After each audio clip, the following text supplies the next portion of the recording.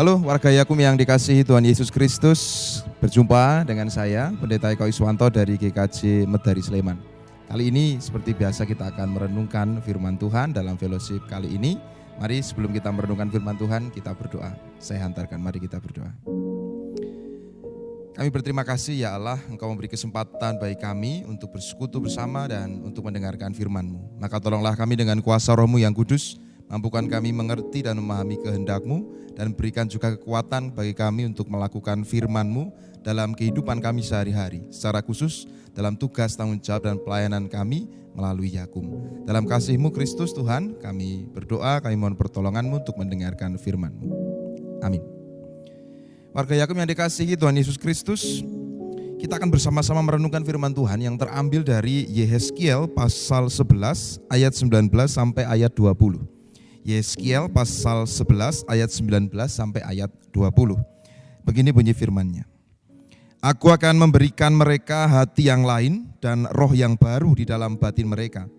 Juga aku akan menjauhkan dari tubuh mereka hati yang keras dan memberikan mereka hati yang taat, supaya mereka hidup menurut segala ketetapanku dan peraturan-peraturanku dengan setia. Maka mereka akan menjadi umatku dan aku akan menjadi Allah mereka. Demikian firman Tuhan, berbahagia kita yang menerima dan melakukannya dalam kehidupan sehari-hari. Haleluya, amin. Warga Yakum yang dikasihi Tuhan, semoga kita senantiasa sehat, selalu bersemangat dan bersukacita dalam segala situasi. Tema yang akan kita renungkan saat ini adalah, nah ini kalau angel mau coba bahasa Inggris, agent of change, bener gak sih? Agen of change, wah, agen perubahan. Nah saya jadi teringat sebenarnya ketika kita bicara soal perubahan, ada game yang mengatakan bahwa untuk mendapatkan hasil yang berbeda, maka harus memakai cara-cara yang berbeda. Jadi yang pertama kita renungkan adalah begini.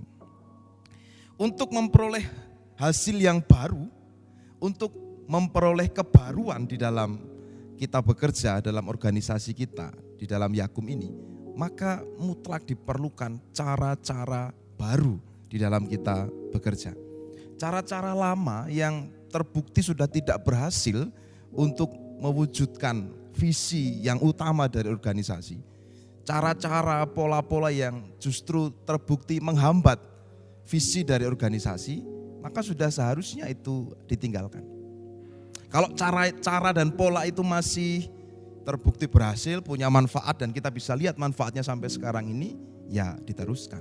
Tapi kalau kali ini Yakum memilih dan menghayati tema agent of change, agen perubahan, berarti ada sesuatu yang memang perlu untuk dirubah. Nah, apa yang perlu dirubah, apa sajakah itu, saya tidak tahu. Panjenengan semua warga Yakum yang tahu. Sebenarnya apa saja yang harus diubah dalam organisasi kita, dalam unit-unit kita, yang ternyata itu selama ini justru belum maksimal atau bahkan mungkin keluar dari rel yang seharusnya atau mengalami distorsi begitu. Nah, apa saja itu warga Yakum yang tahu. Saya tidak tahu sehingga saya tidak ingin berspekulasi. Panjenengan yang tahu apa yang seharusnya diubah. Dan caranya juga harus pakai cara yang baru. Kalau pakai cara lama, ya hasilnya sama juga, tidak akan ada perubahan. Nah, kita harus legowo untuk menerima bahwa untuk hal-hal yang memang diharapkan menjadi sesuatu yang baru, ya caranya juga harus baru. Seperti bangsa Israel ketika dikisahkan di dalam Yehezkiel tadi kan, Yehezkiel itu kan berkarya di era pembuangan ya. Dan dia pada waktu itu mendapat penglihatan, mendapat janji Tuhan bahwa Tuhan akan memulihkan Israel. Dan Tuhan berjanji bahwa Dia akan memberikan hati yang lain, roh yang baru di dalam hati orang-orang Israel untuk mewujudkan apa yang dikehendaki Tuhan atas bangsa itu. Apa yang terjadi kemudian? Ya kita tahu ketika bangsa Israel balik kembali ke Kanaan setelah dari Babel, ya cara-cara hidup mereka ya tidak sepenuhnya baru juga. Jadi mereka setelah balik dari Babel, ya kemunafikan religius juga masih ada. Mereka menindas sesamanya sendiri, bahkan jabatan imam besar diperjualbelikan. Jangan bisa melihat itu ketika mereka kembali lagi ke ke Kanaan, kisah-kisah Esra, Nehemia dan seterusnya. Pokoknya teks-teks yang berbicara soal setelah mereka kembali ke Kanaan itu. Jadi mereka tidak lagi melakukan cara-cara yang baru. Caranya masih lama. Tuhan memberikan hati yang baru tapi cara mereka juga masih lama. Jadi sahabat Yakum tadian, warga Yakum yang dikasihi Tuhan semua, maka kita harus mencoba pertama mengetahui apa saja hal-hal yang harus diubah. Dan kita harus rela untuk memakai cara-cara baru. Cara-cara lama yang terbukti tidak berhasil harus diubah. Jangan seperti bangsa Israel. Balik mereka mendapat kehidupan baru setelah dari pembuangan, cara-caranya juga masih cara-cara lama. Nah yang kedua, bagaimana cara mengukur apakah cara-cara yang kita pakai ini adalah cara-cara yang sungguh-sungguh baik begitu. Karena kan tidak semua yang baru juga bisa dipastikan baik. Bisa saja cara-cara yang baru sebenarnya tidak baik juga begitu. Maka yang kedua saya usulkan, tolak ukur untuk mengukur apakah cara kita itu baik, cara kita benar adalah ukurannya itu kerajaan Allah. Yakum ini kan milik Allah toh, yang dipercayakan pada kita semua. Jadi ukurannya kerajaan Allah. Sebagaimana bangsa Israel tadi dituntun oleh Allah, diberi hati yang baru, diberi hati yang lain, diberi roh yang baru, diminta untuk mengerjakan pola-pola kehidupan yang baru. Tujuannya supaya mereka kemudian menjadi umat Allah. Dan tadi dikatakan Allah menjadi Allah mereka. Menurut saya yang kedua kita harus cek juga. Apakah kemudian selama ini semangat kita disadari oleh spirit untuk menjadikan dan menghidupi bahwa Yakum ini adalah milik Allah.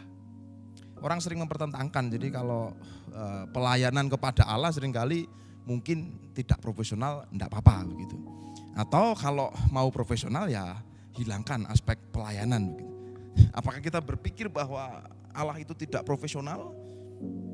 Dan apakah kita juga berpikir bahwa Allah tidak mau melayani siapapun yang membutuhkan, siapapun yang mengharapkan pertolongan?